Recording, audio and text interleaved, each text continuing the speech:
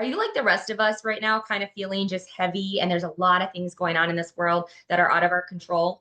But you know what? There are some things that are in our control. Yes, on this episode, we're going to talk about some different coping skills and do a self check-in that's going to help you get through all the craziness in this world today.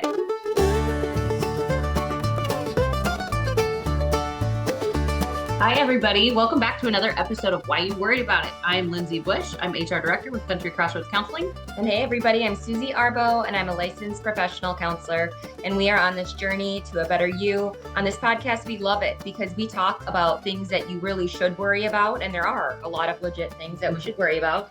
But then we also talk about there's a lot of things that our human brain, kind of creates narratives about. And then we worry and we stress, and it causes all these issues in life. And we shouldn't even be worried about it. It might be out of our control, or there's a million reasons why we shouldn't. And so we just kind of talk through some of those things with you guys, and we love the show. Yes, we do. We have heard a lot of great feedback, so we really appreciate everybody that lets us know what they like to hear and what's going on. And today, especially, like, we felt like there's just a lot going on in the world, right? Like, so many heavy things, and people, I think, are really struggling. And we found, even within our own company, just doing a simple check-in at our normal weekly meeting yesterday, there's a lot of heavy stuff going on, and we just want to make sure that everybody's, no matter anything besides what's going on in the world, that you're okay. No matter how you feel about one thing or another, or what, the political stuff and all those things, we just want to make sure everybody's okay. So Susie came up with some really great things. She checked in on our staff last night. It was amazing. Sometimes just having somebody look at you and say, "Are you okay? What's going on? What can you do?" Like, things like that makes such a big difference. And I know it made a big difference. And just a few of us last night that were able to hop on a call, and we felt like we really want to share that with you guys, and then give you the tools to check on those people around you too.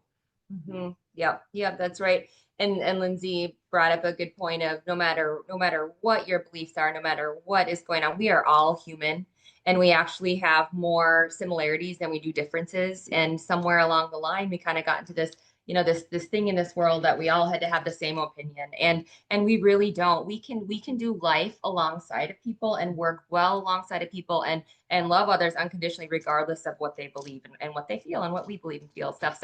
So we just kind of wanted to create some peace and some positive energy, yes, and some healing and whatnot. And like Lindsay said, we had a meeting, and then there was a bunch of other things that just happened yesterday. And coming from a mental health standpoint, we know that life is really hard.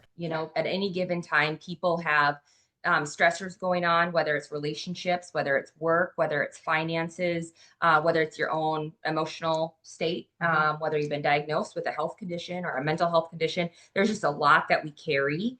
And so just having some good tools and some things that we kind of talk through and navigate through, and having support is just crucial and stuff. And so we wanted to share that with you. And so one of the first things that we wanted to kind of guide you through right now is thinking about on a scale of 1 to 10. Okay. And 10 being that you feel really heavy. Okay. And 1 being that you don't feel heavy at all. Yeah. Where would you put yourself at today, Lindsay? Today, okay, and I made a big almost realization last night when I was asked this question. It's funny. I'm one of those that it's easier for me to stay really busy. If I stay really busy, then I don't have to sit and think about my thoughts, my feelings, anything. I can put everything to the side, and I know I'm classic at that. Like, it's so much easier for me to fill my day with go, go, go, go, go. And then I don't have to worry about all the things that are heavy and almost, I mean, this sounds terrible, but I'm almost naive to things, because it's just easier to pretend like all those terrible things aren't happening. And I'm just so busy. I don't have time to deal with it. I'm being a mom and an employee. So honestly, yesterday, the heaviest I felt was when I was on social media. Every time I picked up my phone and I saw just, and I hate to keep saying one side or the other, because I love so many people of different walks of life that I see it all. And it was really hard. I had a really hard time yesterday, and I had to keep telling myself, put your phone down. It's not good to stay in that like mindset. I would catch myself going down this tunnel of like heavy. And so I was setting it like a solid 8 anytime I was in those moments. When I did that self-check though, and I put the phone down and I focused on making the snacks for my daughter's volleyball team last night and going to my daughter's volleyball game and being in that moment, I was a 3, like I was thinking about like my normal day-to-day life, but I was able to like compartmentalize, I guess maybe. So, and I don't know if that's healthy or not. My counselor over here is about to tell me, but I love to stay busy and do those things. So yeah. Yeah, for sure. And you brought up such a good point of you didn't stay stuck in it. Like you made a choice, you were intentional about it, and you decided, hey, at this moment, you know what, I'm not feeling good. You noticed your feelings, and then you made a choice and you did something different. And that is huge. And so we just want to encourage you guys, if you are on social media and you're scrolling and you're scrolling and you're, reading things and commenting, right now, especially you guys, your mood is going to go down. And we know that research tells us that we have more anxiety symptoms, we have more depression, and we worry more and stress more when we are on social media than when we're not. So, and then what a positive thing that you channeled that into. That you did Addie's snaps and you went to her game and you're proud of her, and so you kind of changed that mood. And so that is something that we think about what you worried about. Honestly, we can change that. You can change what we're doing and stuff. And so just asking yourself that question, what do I rate myself at right now? And yesterday, I would say I was probably at an 8 or a 9. I had a lot of things going on with the company. I had some phone calls with some staff. I had lots of clients, and everybody was just kind of struggling. And so I kind of felt that. And being a therapist, we kind of always have to put on this hat of, this is all about you in this moment and stuff. And so when I was done with work, I made sure I took my dogs for a walk in my pasture. I said a little prayer to the good Lord above because that's one of my coping skills. And I just kind of gave it all to him. And that's what I needed to do. And then I instantly started coming down that scale. And then I got myself probably to a 2 last night, and it felt really good. And then I decided I wasn't going to work last night. I was going to put up fall decorations and burn a pumpkin candle. And that for me, that was what I did. And it could be as simple as something like that. And that's so big though, because I know, like I say it all the time, Susie is like work, work, work, go, go, go. So for you to intentionally say, I am not going to work tonight. I'm not going to do it. Like that's big too. That's just as big as me putting away the social media. Like, so I'm proud of you for doing that. Yeah, thank you. We did positive coping. We did. We did. Yeah. Okay. So then kind of figure out what that is for you as far as like what you could do to change that mood and to kind of shift. The other thing I want you guys to think about is like, where do you carry stress in your body? Like, where do you carry it? Like for a lot of people, like in their neck and their shoulders, and they kind of get like stress headaches. And some people carry it, you do, yeah. Some people carry it in their stomach where they kind of get like a tummy ache and their stomach is upset. Some people feel it like in their whole body. They just feel tired and they feel just but then they try to nap and they can't sleep and stuff. So it's just kind of interesting where we carry stress. So just kind of noticing that is a big thing too. And then also some other things we kind of wanted as kind of a coping skill or whatever is to ask yourself a question of what can I do today to show myself some compassion? And what can I do to kind of take care of myself? And so we asked that on the call last night to our staff, and it was kind of cool because everybody had a totally different way. It was great.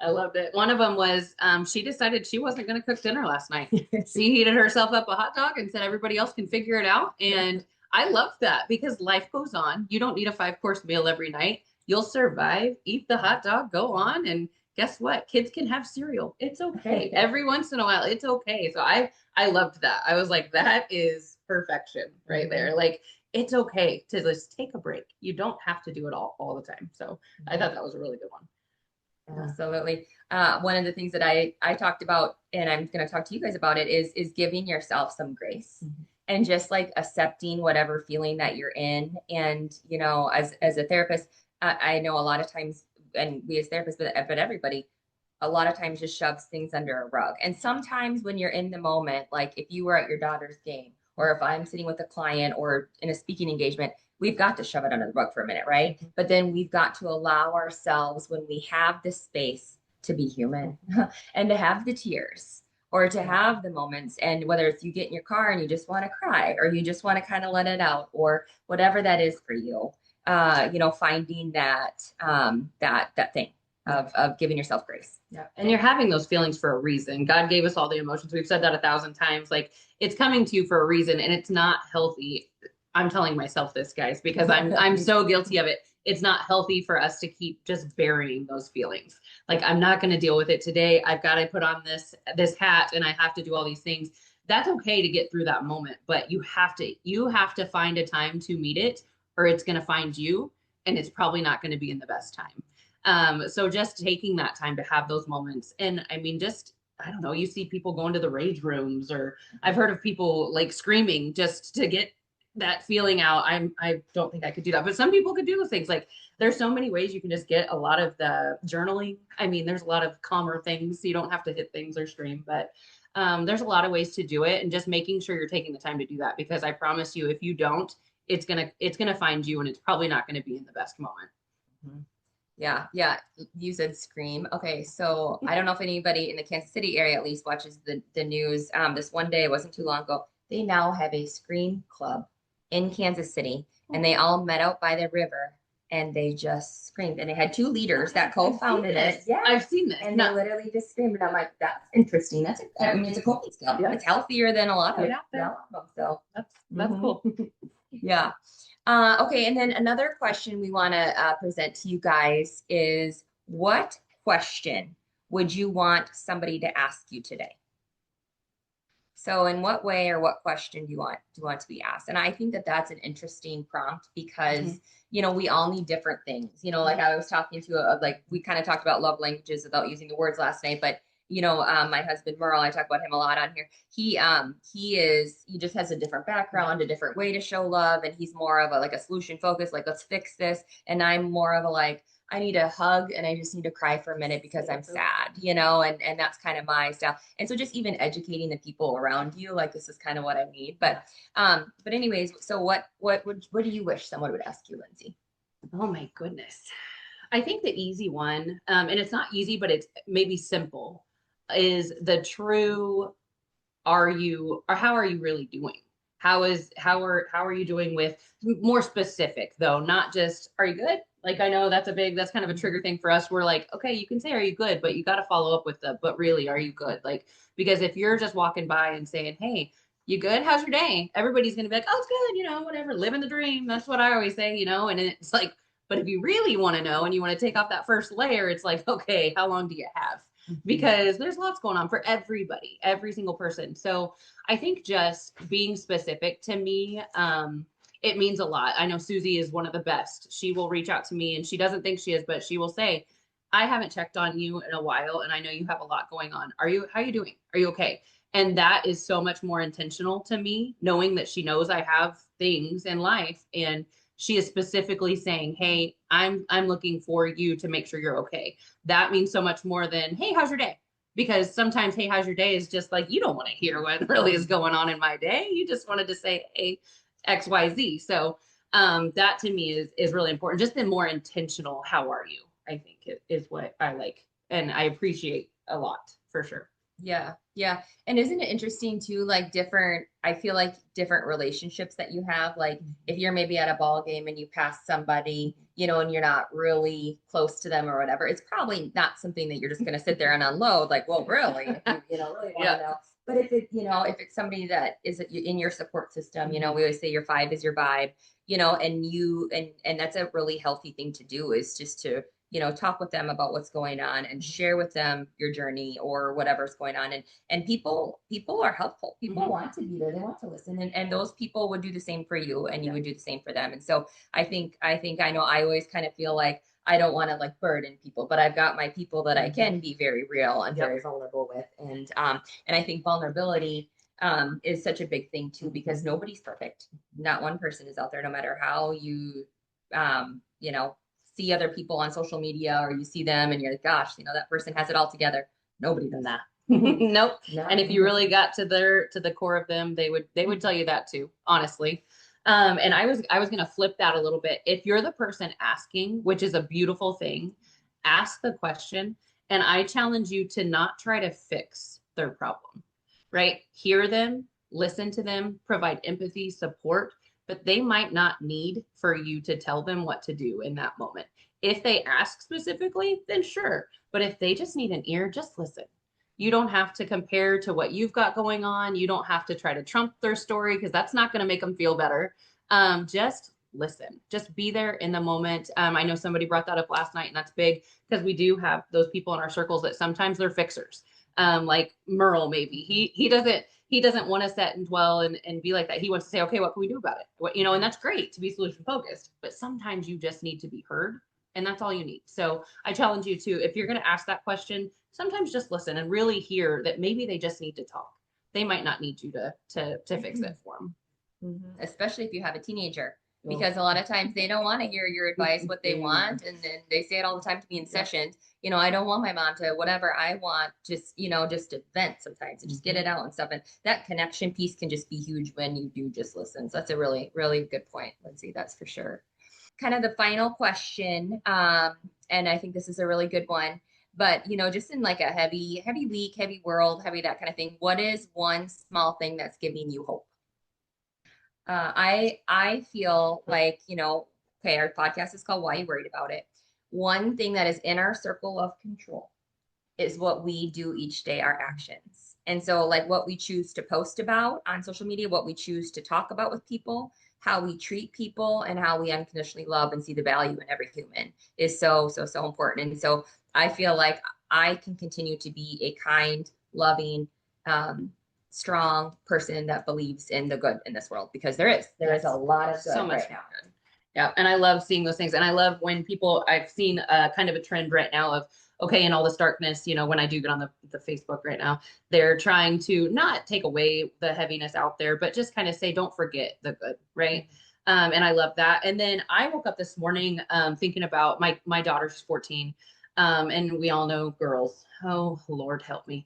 But she's a great kid. It's not that. And it's friends, and just girls are gonna have their stuff. And that's okay. Let them work through it though, but be that role model of, okay, somebody said this has upset you, but how, maybe let's look through what they have going on, or teach them to stand up for themselves, but in a positive way and in a healthier way than having them stand and like fight for whatever, but just be graceful. And I know for me, my challenge is I want to show them, and I say them because I have lots of little girls. I live right across from the school. They'll come over after school, and even the little boys that come over sometimes, I want them to see positive influence. I want to be the fun house that they want to come to, but I want them to always get something positive when they're at my house, and not come over and not be fussy little teens. I want them to learn something and just be positive, and they always have something going on. So even in their own little worlds, they might not even realize all the heaviness going on out here because they are in their own worlds, but